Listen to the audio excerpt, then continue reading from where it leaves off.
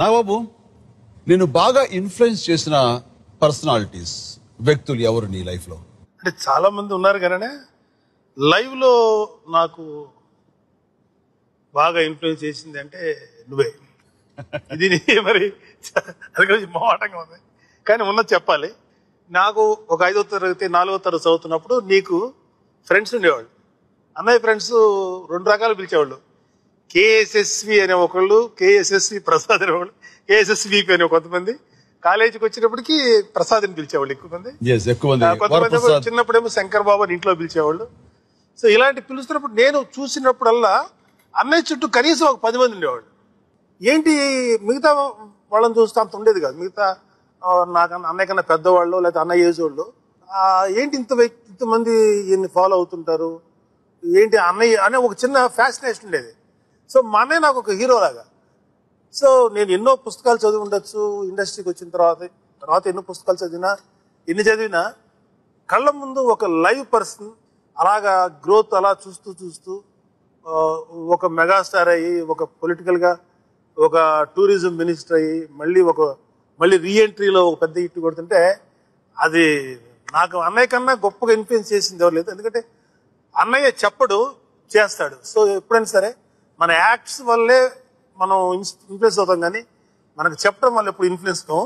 ఆ విధంగా చూసుకుంటే నాకు అన్నయ్య చాలా ఇన్ఫ్లుయెన్స్. అండ్ ఫ్యామిలీ రిలేషన్స్ లో బహుశా అన్నయ్య కనుక మాకు ఒక ఇంటి పెద్దగా పుట్టకపోయినా, లేదా అన్నయ్య మా ఇంట్లో పుట్టకపోయినా ఇంత ఫ్యామిలీ వాల్యూస్ మాకు తెలిసేది కాదు. ఎందుకంటే ఇప్పటికైనా సరే, మొన్న కూడా అన్నయ్యతో తిట్లు తిన్నా. ఏరా నేనే ఫోన్ చేయాలా, నువ్వు ఫోన్ చేయవా, ఏమైపోయావు, నేను రాకపోయినా మా చెల్లెలు రాకపోయినా ఎవరు రాకపోయినా చిన్న కర్ర తీసుకుని కొట్టి మరీ అట్లా చూసుకుంటాడు మా అన్నయ్య. So that's why is the most influential person in my life. గొప్ప వ్యక్తివి చూస్తే అది ఒక రకం అదృష్టం. So influencing by you is much greater than reading. Daddy, చిన్నప్పటి నుంచి ఆబ్వియస్లీ పెద్ద కొడుకు లాగా అన్ని రెస్పాన్సిబిలిటీస్ నీ మీదే ఉంటున్నాయి. నువ్వు చాలా ఎప్పుడు పనిచేస్తూనే ఉండేవాడు ఫ్యామిలీకి. అలాంటి విషయంలో నాన్న యాక్చువల్లీ నువ్వు మాట్లాడకు, బికాజ్ అప్పుడు అంటే నామా తాతయ్య కొట్టేవాళ్ళ లేదు తెలియదు, కానీ మీరు కొట్టారు ఎప్పుడైనా? నేను ఇంటర్మీడియట్ చదువుతాను, 10th క్లాస్ చదువుతాను. ఆ టైంలో తను 6th 7th క్లాస్. సో ఆ టైంలో అన్ని పనులు నేను చేసేవాడిని. చిన్నప్పటి నుంచి నేనే చేసేవాడిని అమ్మకి. అక్కడి నుంచి ఏదో ఒక ల్యాండ్ నుంచి బట్టలు తీసుకురావాలి, నేను ఇంకో పని, రెండు చోట్ల అనమాట. నేను ఇటు పక్క వెళ్తాను, నువ్వు వెళ్ళి తీసుకురా అన్నాను. నేను ఆ పని చేసుకొచ్చాను, వెళ్ళలేదు. ఏంటంటే నిద్రపోతున్నాను. ఎలాగుంటుంది నాకు, నిద్రపోతావు నువ్వు అని చెప్పేసి నాకు చాలా కోపం వచ్చి కొట్టేశారు. అమ్మ వెంటనే అమ్మకు పౌరుషం వచ్చేసింది. అమ్మ వచ్చి ఆ చిన్నుని అలా కొడతావు నువ్వు అని నన్ను తిట్టేసింది. వీడంటే ఇడు అమ్మ కొంచెం చిన్నప్పటి నుంచి. అది అయిన తర్వాత నాన్న రాగానే మొత్తం అంతా నేను బొళ్ళు అమ్మ ఇలా అంది చేసి ఇలా కష్టపడతాను సరిగ్గా నాన్న వచ్చి వీడిని బయట తిట్టేశారు అనమాట. అప్పుడు నాకు రిలీఫ్, అమ్మాయి ఎట్టిస్తున్నారు నాన్న నా వైపు ఉన్నారు. ఎప్పుడు చిన్న పెద్ద కొడుకు అనేది నీకు ఆ గౌరవం చాలా గొప్పగా ఉండేది. ముఖ్యంగా ఆయనకి ఆర్టిస్ట్ అవ్వాలని కోరుకుండేది నాన్నకి. ఆయన నాటకాలు అది చేస్తుండేవారు, దుర్యోధనుడి ఏకపాత్రాభినయం అది చేస్తుండేవారు. ఆయన రావాలన్న కోరిక ఆయనకి పూర్తిగా నెరవేరలేదు. ఆయన కుటుంబ బాధ్యతలు, ఉద్యోగ రీత్యా ఆయన ధైర్యం చేయలేకపోయారు. ఏదో చిన్న వేషాలు వేస్తారు. కానీ అది నేను ఇండస్ట్రీలోకి వచ్చి నిలదొక్కుని ఈ పొజిషన్కి వచ్చేసరికి నన్ను చూసుకుంటూ, నాలో ఆయన చూసుకుంటూ చాలా గర్వం పొందేవాడు. చాలా నాగబాబు, నేను బాగా ఇన్ఫ్లుయెన్స్ చేసిన పర్సనాలిటీస్, వ్యక్తులు ఎవరు నీ లైఫ్ లో? అంటే చాలా మంది ఉన్నారు కానీ లైవ్ లో నాకు బాగా ఇన్ఫ్లుయెన్స్ చేసింది అంటే నువ్వే. ఇది మరి అది కొంచెం మొహమాటంగా ఉంది కానీ ఉన్నది చెప్పాలి. నాకు ఒక 5వ తరగతి 4వ తరగతి చదువుతున్నప్పుడు నీకు ఫ్రెండ్స్ ఉండేవాళ్ళు. అన్నయ్య ఫ్రెండ్స్ 2 రకాలు పిలిచేవాళ్ళు.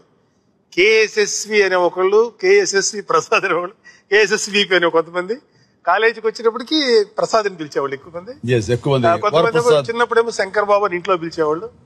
సో ఇలాంటి పిలుస్తున్నప్పుడు నేను చూసినప్పుడల్లా అన్నయ్య చుట్టూ కనీసం ఒక 10 మంది ఉండేవాళ్ళు. ఏంటి మిగతా వాళ్ళని చూస్తే అంత ఉండేది కాదు. మిగతా నాకన్నా అన్నయ్య కన్నా పెద్దవాళ్ళు లేదా అన్నయ్య ఏజ్ వాళ్ళు ఏంటి ఇంతమంది ఈయన్ని ఫాలో అవుతుంటారు, ఏంటి అన్నయ్య అనే ఒక చిన్న ఫ్యాసినేషన్ ఉండేది. సో మా అన్నయ్య నాకు ఒక హీరో లాగా. సో నేను ఎన్నో పుస్తకాలు చదివి ఉండొచ్చు, ఇండస్ట్రీకి వచ్చిన తర్వాత ఎన్నో పుస్తకాలు ఎన్ని చదివినా కళ్ళ ముందు ఒక లైవ్ పర్సన్ అలాగా గ్రోత్ అలా చూస్తూ ఒక మెగాస్టార్ అయ్యి, ఒక పొలిటికల్గా ఒక టూరిజం మినిస్టర్ అయ్యి, మళ్ళీ రీఎంట్రీలో ఒక పెద్ద హిట్ కొడుతుంటే అది నాకు అన్నయ్య కన్నా గొప్పగా ఇన్ఫ్లుయెన్స్ చేసింది ఎవరు లేదు. ఎందుకంటే అన్నయ్య చెప్పడు, చేస్తాడు. సో ఎప్పుడైనా సరే మన యాక్ట్స్ వల్లే మనం ఇన్ఫ్లుయెన్స్ అవుతాం, కానీ మనకు చెప్పడం వల్ల ఎప్పుడు ఇన్ఫ్లుయెన్స్ కావు. ఆ విధంగా చూసుకుంటే నాకు అన్నయ్య చాలా ఇన్ఫ్లుయెన్స్. అండ్ ఫ్యామిలీ రిలేషన్స్ లో బహుశా అన్నయ్య కనుక మాకు ఒక ఇంటి పెద్దగా పుట్టకపోయినా, లేదా అన్నయ్య మా ఇంట్లో పుట్టకపోయినా ఇంత ఫ్యామిలీ వాల్యూస్ మాకు తెలిసేది కాదు. ఎందుకంటే ఇప్పటికైనా సరే, మొన్న కూడా అన్నయ్యతో తిట్లు తిన్నా, ఏరా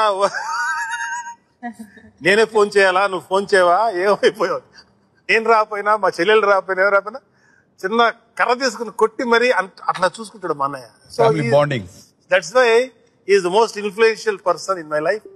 గొప్ప వ్యక్తివి చూస్తే అది ఒక రకం అదృష్టం. So influencing by you is much greater than reading. Daddy చిన్నప్పటి నుంచి ఆబ్వియస్లీ పెద్ద కొడుకు లాగా అన్ని రెస్పాన్సిబిలిటీస్ నీ మీదే ఉంటున్నాయి. నువ్వు చాలా ఎప్పుడు పనిచేస్తూనే ఉండాడు ఫ్యామిలీకి. అలాంటి విషయంలో నాన్న యాక్చువల్లీ నువ్వు మాట్లాడకు, బికాజ్ ఎప్పుడు ఎదురై అప్పుడు అంటే నామా తాతయ్య కొట్టేవాళ్ళ లేదు తెలియదు, కానీ మీరు కొట్టారు ఎప్పుడైనా?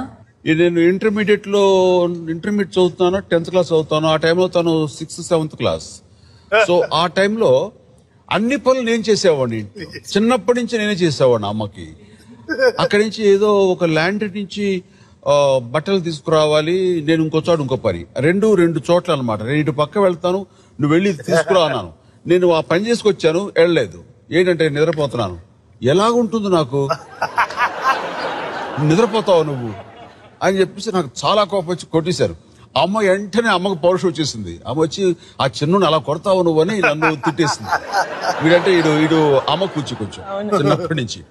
అది అయిన తర్వాత నాన్న రాగానే మొత్తం అంతా నేను బొళ్ళు అమ్మ ఇలా అంది నేను చేసి ఇలా కష్టపడతాను సరికి నాన్న వచ్చి వీడిని మళ్ళీ తిట్టేశాను అనమాట. అప్పుడు నాకు రిలీఫ్, అమ్మాయి ఎట్లీస్తున్నారు నాన్న నా వైపు ఉన్నారు. ఎప్పుడు ఆ చిన్న పెద్ద కొడుకు అనేది నీకు ఆ గౌరవం చాలా గొప్పగా ఉండేది. ముఖ్యంగా ఆయనకి ఆర్టిస్ట్ అవ్వాలని కోరుకుండేది నాన్నకి. ఆయన నాటకాలు అది చేస్తుండేవారు, దుర్యోధనుడి ఏకపాత్రాభినయం అది చేస్తుండేవారు. ఆయన రావాలన్న కోరిక ఆయనకి పూర్తిగా నెరవేరలేదు. ఆయన కుటుంబ బాధ్యతలు, ఉద్యోగరీత్యా ఆయన ధైర్యం చేయలేకపోయారు.